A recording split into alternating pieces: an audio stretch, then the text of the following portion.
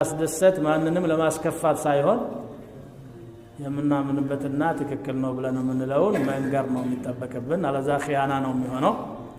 አሁን በጫት ዙሪያ ብቻ እናውራ ካላችሁ የሁሉ እጅ የተነሳው ለጫት ከሆነ ሌላ ስራ አንሰራም ማለት ነው። ሌላ ጨርሳ የተጠየቀው ዱዓ ስጁድ ላይ ዱዓ ማድረግ ከአረብኛ ቋንቋ ውጪ ይፈቀዳል ወይ ነው ያሉት። አዎ ይሄ ይቻላል ያሉ ሁለት ታላላቅ ኢማሞችን አንስቻለሁኝ። ኢብኑ ተይሚያ መጅሙዕ አልፈታዋ ላይ ይፈቀዳል ያሉበት ሁኔታ አለ።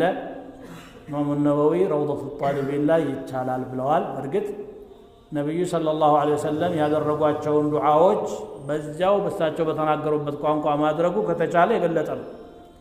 ምክንያቱም የእሳቸው ዱዓዎች የዱንያ አኺራ ሐጃዎችን ያካተቱ ጥር ያሉ ቃላቶች ናቸው።